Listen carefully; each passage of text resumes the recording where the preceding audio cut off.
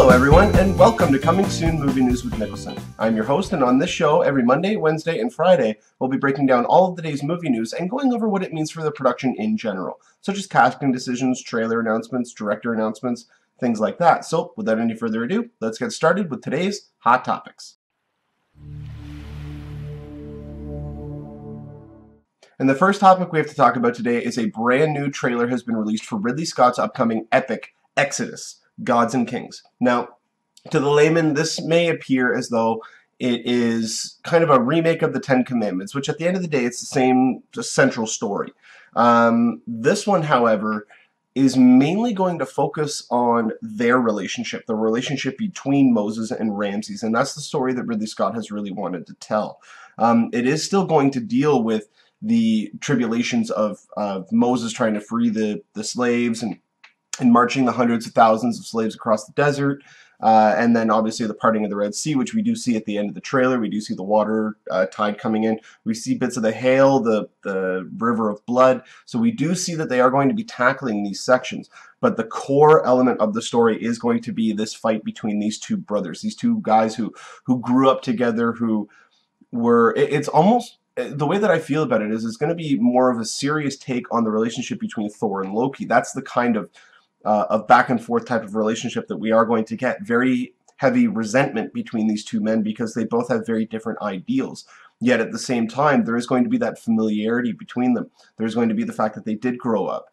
And I do feel that there is going to be that main conflict at the center of this film, outside of all the spectacle and stuff like that. And can we just take a second and talk about how Ridley Scott, I don't know how he does it, but he's able to put a camera in front of actors and make it look epic, make it look massive. Like just the one shot, out of all the shots in the trailer, the one shot that got me was of Joel Edgerton, who plays Ramses, and Christian Bale, who plays Moses, walking down the steps side by side on either side of the central column. And just the way that they were walking, the physical set that was behind them, obviously enhanced with CGI, but just the scope and the production value and everything, the movie just looks massive. It just looks big. And I don't know how he does it. Every time he puts a camera in front of actors in this type of a film, it just goes, I can't even express it. He's got a unique way of being able to do that. And I have to commend him because this is where he really feels comfortable. This is, I mean, I have shunned the Counselor, the one that he just did. Like, I couldn't even remember the title of it.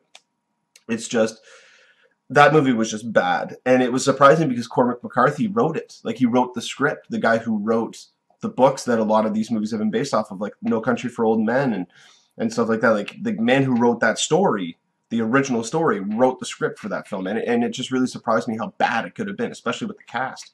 But no, it looks as though he's back in full form, and actually, it looks as though he's going to be producing, after this, he's going to be producing a new version of David versus Goliath, or at least a new version of that tale. So he's really kind of keen on getting back into this epic. I think he knows that that's where he's successful, that's where he really likes it. And Ridley Scott actually had a quote about a week and a half ago when those first photos came out. And he said that he had not had as much fun making a movie like this in a long time, or making a movie in a long time, as he did with this one. And you could really tell, especially even with a movie like Prometheus, as much as I'm one of the defenders of Prometheus, I actually do like it, but I do understand the problems that are with it. You could tell that he was starting to get bored. He was getting stale. He was doing it just for the sake of doing it. And I think that was wholeheartedly what it was with The Counselor. I think he just wanted to work with Cormac McCarthy, and he got a really good eclectic cast together. But at the end of the day, that movie just bombed hardcore. Now, there's one topic that I need to talk about, and a lot of people out there who are talking about the trailer are talking about how, you know, they got Christian Bale and Joel Edgerton, two of the best working actors today. Christian Bale actually is an Academy Award winner, and they didn't even attempt to make them look Egyptian or make them look as though they fit in that time. And I have to disagree with that. First off, I do think that Joel Edgerton does look like Ramses. He actually is very reminiscent of Yul Brynner, the actor who played him in Ten Commandments. And that's actually what I'm basing this whole the mini rant, as it were, on. The whitewashing of actors. Now, normally I am a defender of that topic, especially when it comes to movies like Lone Ranger or the upcoming Peter Pan movie, where they cast oh, what is her name? She was in Girl with a Dragon Tattoo, not the Swedish version, the North American.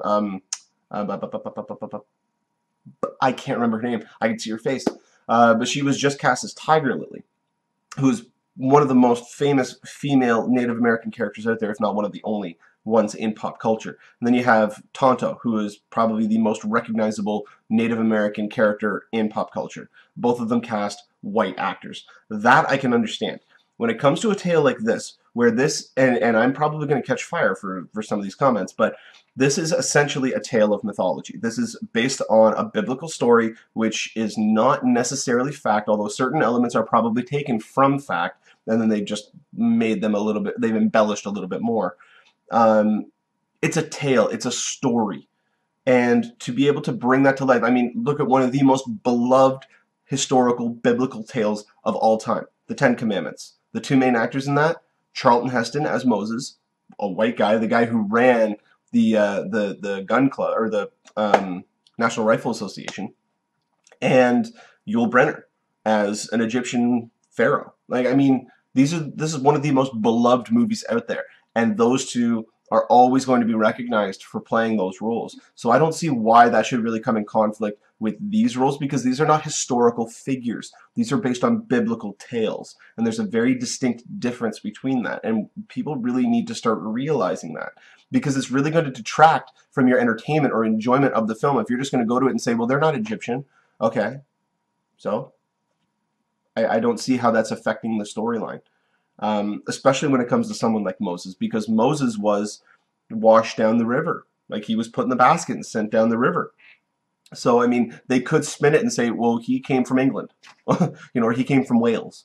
If they really, really wanted to. It's a biblical tale. They can take liberties with it if they want to, because the original story took liberties.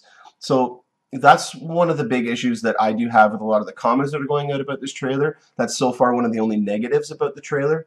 The one thing, this is a teaser, and this is actually more than I expected us to get in a teaser. We do get a sense of the story, that it is going to be more so about their relationship and how it crumbles and how they are now against one another, or at least Ramses is against Moses. But it's a teaser in the full sense of the word, because outside of that, we don't know anything else about the movie. We got some really nice shots, but it doesn't come out till December. So, I mean, it's still several months away, which means the visual effects shots are still not done. So, I mean, we still got lots of time. There's going to be another trailer released. If it's coming out in December, the final trailer will probably be sometime in October, which is not that far away. And I know that sucks to say it, because we're now almost in the middle of July. August, September, October. 3 months. And then we'll get that. 5 months away from December. That's scary. I don't want the cold to get here. But anyway, the movie opens December 5th. I have a link for the trailer in the description of the video below. So if you have not seen it yet, definitely click on it, because it even just as a trailer, it's wonderful to look at, because it's beautiful. The music plays really well. Like, everything about the trailer is done very, very well. And I'm a stickler for trailers. I really like how they are done. But when we get more information about this topic, I'll definitely update you guys on here.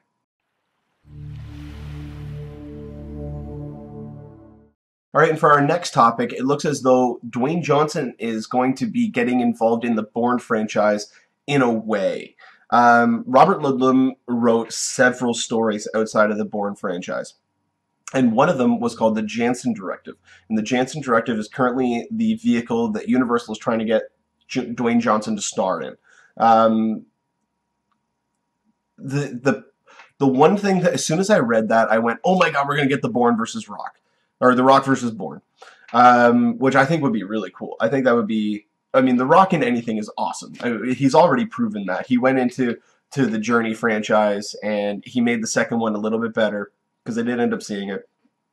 He made it more enjoyable. He reinvigorated life into the Fast and Furious franchise with Fast 5.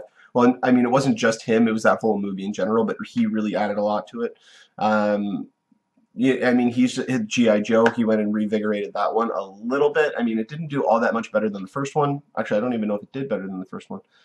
I think it probably about tied it. But anyway, he's looking to join the Jansen Directive. And the Jansen Directive basically revolves around this covert ops agent who he's uncomfortable with the amount of assassinations and sanctioned hits that he's been sent his way. So he then gets out of that agency and goes into private security and teams up with a sharpshooter who is the only person who he really trusts to take on. He's now also one of the most in-demand people in this industry. And with him and his partner, they get to choose essentially the different missions that they go on. But one of the missions that they choose actually ends up going south, and it was on purpose from the people who actually hired them. So he then has to go and try to figure out this conspiracy before essentially time runs out. It's one of the better reviewed Ludlum books, which means that the Rock is probably looking at this and saying, hey, you know what, if Bourne was really good and they were really tight films, then this one will probably be in the same vein. And I think he's looking for a franchise like that. I think he's looking to get out of the big machimoso action star role where he just spreads one-liners. I know he's having a blast and he's doing a great job with them, but I think that he is trying to branch out a little bit more. Even though he's kind of now known for his action roles, I think he is really trying to diversify the types of action roles that he does. He's not trying to get into the situation where Bruce Willis or Arnold Schwarzenegger got into, although he really doesn't have a lot of choice with that. But this sounds very interesting because it's another potential franchise for Universal. And Universal is one of the companies out there that doesn't really have a lot of franchise potential properties outside of Bourne and Jurassic Park. Those are really the only two that they have. They don't have any comic book characters outside of Namor. And with them owning Namor, not Marvel, I doubt that they're ever going to get into a situation where Namor can join in with Marvel's Avengers and Universal just kind of takes a cut, but then Universal goes and makes their own standalone film, because then they'd have to adhere to whatever Marvel is doing with their universe, because those two movies are connected now. So this is a very smart decision on Universal's part to definitely look at something like this. And the fact that it is from the writer of the Bourne franchise will, I think, bring in a lot more people, but they're really going to have to diversify this. They're not going to have to make it like Bourne, but keep it feeling that way. And I don't know if I'm expressing that the way that I'm intending to. Hopefully some of you understand at least what I'm trying to get at with this. And we won't ever get a crossover. I can guarantee that. As much as you would like to and as much as I would like to, my initial thought, like I said, when reading this news, was Bourne versus The Rock. But we'll never get that. It's hard enough for them to do Aaron Cross versus Bourne, which they're supposedly doing for Bourne 5, if Latino Review is correct on that. But yeah, Dwayne Johnson getting in on a new franchise. I mean, the guy's getting super busy. He's involved in so many different projects that, you know, he keeps very busy, and that's something that's really good for an actor like him, because he's always going to be getting better. He's always going to be improving that craft, and that's going to diversify him and allow him to get other roles that people aren't necessarily going to associate him with, which is really exciting for someone like Dwayne "The Rock" Johnson, because, what was it, 10 years ago, he was the Scorpion King. And that was it. I think actually 10 years ago this year, he had the Rundown release, and that was his first kind of breakout role where he got away. Actually, sorry, no, that was 2003. 2004, I think, had Be Cool, which was where he played a gay cowboy, a gay cowboy, which was kind of funny. But anyway, I'm digressing. There's no current time frame at all for this project. They don't know when production would start. He's not even signed on officially yet, but they are really heavily looking for him. I think this is a right move for him, because I think it'll move his career in the right way. But again, that's just me, and that's just speculating. So when we get more information about this film, I will definitely update you guys on here.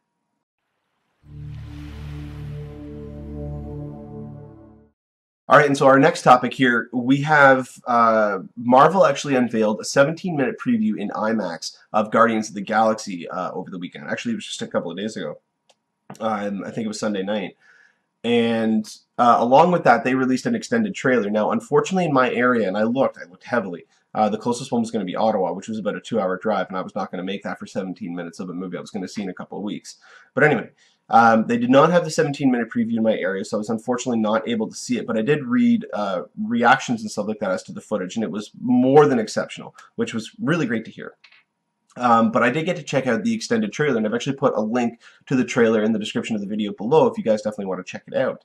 And this trailer had me grinning ear to ear, mainly because it's filled with interactions. It's not filled with money shots. It's not filled with, you know, with cool action beats and stuff like that. Even though it does have them, it's mainly about the interactions with the characters, especially that conversation they have at the end. Which I thought was really funny. It introduces a lot of things that people are not going to be familiar with the movie, such as the fact that Groot only says, "I am Groot," but could say several different things or mean several different things with that. Because he's talking about how, like, they're all chatting around, and they go, "I have a plan." He goes, "You have a plan." He goes, "I have part of a plan." And Drax goes, "What percentage do you have?" "About 12%. And Rocket starts laughing. They have their little back and forth, and Groot just goes to Rocket, and he goes, "I am Groot." And Rocket goes, I know 12 is better than 11%, but that's still not the point. You know, and even though you just said, "I am Groot," Rocket was able to understand him, and Rocket is going to be that gateway to everybody else. But then you see Groot just start eating one of the plants that's on his arms, and everybody's like, "Oh," just walk away. Like, it just looks great. It looks like it's going to be a blast. Rocket looks absolutely hilarious, and from the get-go, they said that Rocket is going to steal the show.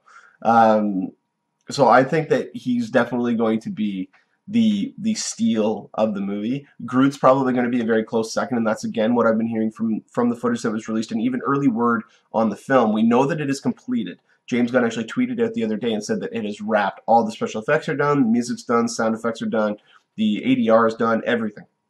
All of it is finished. So this movie is opening up in about 3 weeks.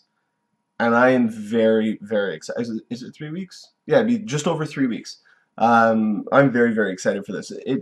I think this has turned around and is no longer part of a risk for Marvel. I think this is really going to hit it out of the park just because of how they've been marketing it. Right now, the only risk that I'm seeing is Ant-Man, just because even though not a lot of people who go to these movies, not a lot of people who go to the movies are reading up on the behind the scenes of what's going on, so they are unaware as to the drama that's going on behind the scenes with Ant-Man. It's about a guy who can shrink down and talk to ants. And even though it's going to be a comedy and it's going to be associated with Marvel, it's still going to have a really difficult time. Now, again, I was saying that about Guardians of the Galaxy. And this now may change mainly due to the fact that Guardians now looks unbelievable, and word of mouth from this project is huge. They're now really hammering that it is part of Marvel. That it is going to be connected. We have heard certain things, like, minor spoiler, but I've talked about this already on the show, that in that lineup sequence in Guardians of the Galaxy, when they're talking to each one of the characters, when they get to Gamora, they do say "daughter of the Mad Titan Thanos." So we already know that we're getting Thanos in the movie, but they are keeping that connection as well. So there's a lot of really intriguing things about this footage, but one of the most standout parts, when I was watching it, I was like, okay, yeah, you know, little bits of new footage. I don't want to see too much. But I do think that very carefully they have been concealing a lot of the film from us. And I don't think that we're going to go in, even though seeing a lot of this footage, I don't think we're going to be able to go into the movie and pick apart how the movie is going to play out. I don't think they're going to be able to do that. But we get our first look at Michael Rooker as Yondu in this film. And Yondu has been, I mean, he was in the original teaser trailer, and they even showed he was, you know, known associates Yondu, and they even showed that with Peter Quill. But Yondu was one of the original members of the Guardians of the Galaxy in the comic books. And in the movie, he's going to be more so a father figure to Peter Quill. I believe, as far as I'm aware, he's actually the one who kidnaps him, who beams him up in his ship that we saw in the other trailer, and really, you know, he becomes a father to him. He takes care of him. He looks after him. He trains him. He raises him, and they're the whole crux of how the storyline gets going, because they both plan to steal this orb, the epitomous orb, as it were, the MacGuffin, or as it were. The orb is what everyone is after. I'm assuming it's going to be one of the Infinity Stones. But the fact that we got to see him, and I'll throw up a picture here of what he looks like, and it's pure Michael Rooker. I mean, the one thing too, the fin on top of his head is very small, the little mohawk that he has. A lot of people are speculating online that's actually going to open up, because it's mechanical, it looks metal, that it's actually going to go and open up and maybe be part of his battle cry or something. I don't really know, and I hope that they don't do that. because I like the fact that they didn't go super punk rock. And that again, that's just me. That is just me. It's my opinion. I'm not saying that that's the way that it's going to go, but I felt that this trailer was just awesome. And the first look that we got at Yondu was even better. Knowing that he's going to be a larger part of the film is really good too. Although I have a sneaking suspicion about the way that they talked about it, that he's actually going to be killed. And I just have a feeling. I don't have anything to base that on whatsoever. I just have that feeling that that's what's going to be the case. I hope I'm wrong, because I really like Michael Rooker. I loved him on Walking Dead. You know, he's even in one of my favorite films of all time. He's in JFK. So so yeah, I mean, I love the trailer. I got a link in the description of the video below for the trailer if you haven't seen it yet. If you don't want to see it, I don't blame you, because it does give a few more scenes from the movie that we haven't seen before, a little bit more backstory into some of the characters. But I feel that this is a very smart decision on Marvel's part to get the people who don't know about these characters involved with them. And so Guardians of the Galaxy is opening up in a few weeks. That will definitely be a review. And make sure you guys actually check back on Friday's episode as well, because I will be reviewing Dawn of the Planet of the Apes, which I'm very excited for. I'm going to see it tomorrow night.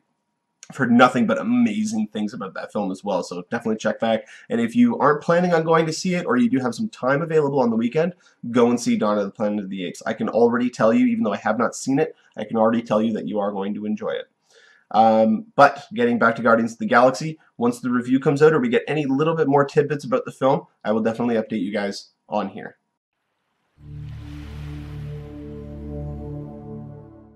Alright, and the final topic that we have to talk about today is Warner Brothers actually surprised a few people yesterday when they announced what their official lineup. Now again, this is just a pre-release lineup for Comic-Con, but it's showcasing what projects they are going to be talking about. So the three main topics, or three main projects that they're going to be talking about are The Hobbit, Battle of the Five Armies, and then they have Mad Max Fury Road, and then they have Jupiter Ascending. Those are the three main topics that they have. They're also apparently going to be streaming Into the Storm on the Wednesday night, which I really want to see that movie. I think it looks great. I think it looks like Twister nowadays. But there's a glaring omission from this lineup, and that is anything DC related. Now, they could shock everybody and have the last 50... this is what I'm expecting. I'm expecting the last 15 minutes or so, maybe the last 10 minutes of their panel, of Warner Brothers panel, Zack Snyder is going to come out, or Ben Affleck is going to come out unannounced. They're not going to say, now we have a special guest, and he comes out. He's just going to come out and go like, you know, hey, you guys forgot something, or, you know, have this big show, big, amazing show. Because they did that last year. They didn't announce that Zack Snyder was going to be there, and he showed up to announce Batman v Superman.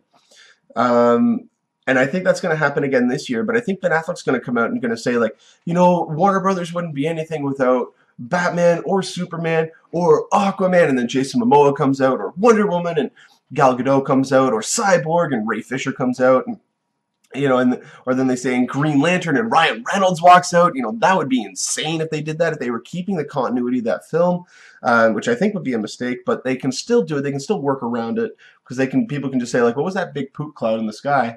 And they'll go, oh, it was nothing, and then just shrug it off and just say it never happened. I think that would be a huge surprise if they did something like that.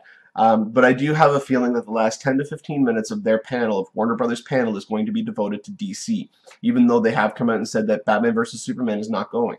It may not be Batman vs. Superman. It may be DC and unleashing their lineup, which has been rumored. If they don't do that, I will be shocked if they don't. Because, to my knowledge, there's no other major convention that Warner Brothers could do this massive announcement and get the word out as big as they could at Comic-Con. Because Comic-Con is now a world event. Like, well, it has been for a while, but more so, especially after the last few years, Comic-Con has become a massive unveiling for studios. Like, that's where Marvel first announced their Marvel. I mean, it made sense because it was Comic-Con, but where Marvel first announced their Phase 1 lineup, and then they announced the remainder of Phase 1. They announced Phase 2. They announced what Guardians of the Galaxy was going to be, or what Avengers Age of Ultron was going to be. I I have a feeling this year they're going to announce Phase 3. We're going to understand at least what the context of the lineup is going to be. We only know 2 films so far in Phase 3, and that's Ant-Man and Ant-Man and Captain America 3. Almost certain that Thor 3 and Doctor Strange are going to be in there as well, because they've already hired a director for Doctor Strange and they've hired writers for Thor 3. So we're pretty sure that that's going to be the case. I'm assuming we're going to get one more date as well. They're going to announce 2 more dates, actually. They're going to announce a second date in 2017 and then Avengers 3 for 2018. That's at least my assumption, because it doesn't make sense for Marvel to go backwards and only release 1 film in a year. But the glaring omission of anything DC related is really surprising to me, unless it is meant to be a surprise, meant to shock people for them to win Comic-Con again this year. I really don't know exactly what their plans are, but I would be willing to bet money on the fact that we are going to get a DC announcement at the end of the Warner Brothers panel in Hall H during Comic-Con. I have a feeling they're going to announce the Justice League lineup, who's actually in it, and I have a feeling we're going to get a couple of other projects announced. What would really surprise me is if we're doing Justice League, Wonder Woman, and Batman. That would really shock me. If they came out and said that the exact lineup that Nikki Fink had, except for, I think the one that you can get rid of is Sandman, out of all of them. Have that be its own universe, because that's a type of movie that I don't think fits into a DC cinematic universe with someone like Superman or Batman or Green Lantern or Flash. But yeah, I mean, I would be willing to bet that we're going to get a DC announcement at Comic-Con. We won't know until it happens. I would be shocked if they didn't, but that, again, that's just me. And knowing DC in the past, that's one of the reasons why I'd be shocked, because in the past, they've always shown fear. They've always shown that they're scared to push the button and to move forward on a project. Very recently, at least through leaked reports, it's been showing that they are not as scared anymore. For them to come to Comic-Con and say, oh, and by the way, boom, here's the next 5 years of movies, that would be insane. They would definitely win Comic-Con. And I hope that's what we get. But we're not going to know for another couple of weeks. But when we do get updates on this, and I will be, when it comes to the week of Comic-Con, I'm actually going to be in Los Angeles that whole week. So I'm going to be putting up some raw episodes. There's not going to be editing. You're not going to see the backdrop behind me. You're not going to see the intro video or the outro video, anything like that. It's just going to be raw videos, because I'm not going to be, unfortunately, able to take my computer with me. But I will be putting up videos almost every day that I'm in Los Angeles with Comic-Con. So I'm not going to be there for Comic-Con. I'm going to be doing studio tours and stuff like that. But yeah, any news or anything like that that's sent out about Comic-Con, I will be doing almost a daily video. Maybe we'll miss a day here and there, but on the major days, like on the Marvel panel, the Warner Brothers panel, I'm definitely going to be keeping a close eye on. And some of the other panels are pretty intriguing to me. So I'm going to be keeping close eyes on those and doing immediate videos after those are wrapped. But for the most part, I will be doing at least one video every day during that week, starting on the 24th. No, 23rd. I'll double check. It's the Wednesday that it starts. Whatever the Wednesday is, I think it's the 23rd. I'll be doing a daily video after that, for the most part. But yeah, I'm very excited about Comic-Con. I'm very excited to hear about some of the announcements that we're going to be getting, some of the projects we're going to be hearing about, maybe some things that are going to be announced. We do know there's going to be some screenings there too, so to get early word about these films. Like a couple of years ago, they did an early screening of Dread, and it was universally loved. It just sucked that it didn't make enough money in the box office. It looks like Into the Storm is getting some good buzz on it as well, because they're going to be premiering that as on the premiere night. So if that happens to be good, I already am looking forward to it, because I think it looks like it's going to be a lot of fun. But yeah, Comic-Con's coming up. I'm very excited, especially about some of the news that's going to be announced. But I'm digressing. So yeah, when we get more information about whether or not DC is actually going to be showing up, or if it is just going to be a surprise, I'll definitely update you guys on here. Alright, well that'll about do it for us here on Coming Soon Movie News with Niklsun. Thank you so much for watching. You guys have been a great audience. You can go ahead and click subscribe there in the bottom corner. You can get updates whenever we post a new video. You can follow us on Twitter at Niklsun, Niklsun, to get updates on all your movie information. You can also find us on Facebook at facebook.com/Movie News with Niklsun. You can start a discussion on there, or just like the page and just post any sort of updates or questions that you may have, and we'll go back and forth on there. I absolutely love interacting with people about films. But most importantly, you can find us on our website at movienewswithniklsun.ca. And on that website, under the contact section, you can submit any questions or topics that you have that you would like to have answered on the show, and we'll talk about them on every Friday episode along with a major review. So without any further ado, this has been Niklsun. You guys have been great, and you enjoy the rest of your day. Take care.